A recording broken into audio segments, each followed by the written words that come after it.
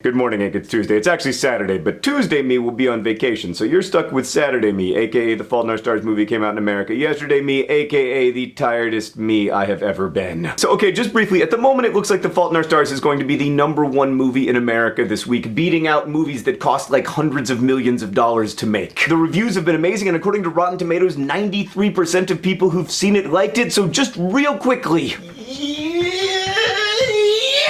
Okay, dramatic tonal shift. Let's begin to talk about books that are not yet movies, but should be. I'm speaking, of course, about Behind the Beautiful Forevers, the book that we're reading this summer in the Nerdfighter Book Club. I want to start our conversation about it today by talking about the first 4 chapters. So in this book, we meet a bunch of people who live in this slum in Mumbai called Anawadi. Now, those of us who don't live in slums tend to imagine those who do rather monolithically, but it slowly becomes clear that there's a lot of diversity in class and status in Anawadi. Right? Like the life of the malnourished garbage picker Sunil is very different from the life of Ahmed, who buys and sorts that garbage. And very different from Manju's life, who's aspiring to become the first resident of Anawadi to graduate from college. So that's the first and easiest level of complexity that's added to our understanding of life in places like Anawadi. Not all poverty is equal, and not all people living in poverty are identical. But it becomes much more complex, like we think of government corruption as a cause of poverty, right? And it often is. But for Manju's mother, Asha, it's also a way out of poverty. We think of empowering women with loans from microfinance organizations to be an engine that can drive social and economic change in communities, and it can be. But Asha hoards and abuses microfinance loans in order to get ahead. I should add here for all the nerdfighters who give loans via Kiva that that's why Kiva didn't work in India until very recently and now does so only with like crazy lots of restrictions. But anyway, the complexity that's most striking to me is that we all think of funding schools as being good, and it is. But Manju goes to a charity-funded college where one can graduate basically by reading Cliff's Notes. Although, to be fair, that's also the case with some American universities. For me, the brilliance of Behind the Beautiful Forevers is that it refuses to allow those of us who live in the rich world to hide behind shields like microfinance and charity. In one of my favorite passages, a kid says, "Everything around us is roses, and we're the shit in between." Boo goes on to write about pink condominiums and glass offices shooting up all around Anawadi, a clear metaphor for the roses. The implication here, I think, is that without manure, roses can't grow. In order to have all of our inexpensive consumer goods, the rich need the poor, and we need them to stay poor. That's a very discomforting thing to consider, but we shouldn't look away from it. But then again, as Boo points out, almost no one living in Anawadi is actually poor, at least according to official definitions. Sunil the garbage collector may have to take puffs off of discarded cigarettes to ward off hunger pangs, but he still lives on more than $1.25 a day. And when we say that 100 million people have emerged from poverty in India in the last few decades, we're talking, at least in part, about residents of Anawadi. By many measures, life is better for people living in Anawadi than it would be without global capitalism and this fantastic growth of the overcity. This is a book that resists reductive readings. No matter your ideology, it gets challenged. Okay, one last thing. It seems to me that in the first 100 pages, the greatest mover of the narrative is not like corruption or discrimination or ambition or any of that, but luck. Or fate, I guess, depending on your worldview. But I mean the chance of having your hand cut off while working as a kid at a recycling plant. Or having a bum heart, or an alcoholic parent, or being falsely accused of assault. As Abdul's father says, your little boat goes west and you congratulate yourself. What a navigator I am.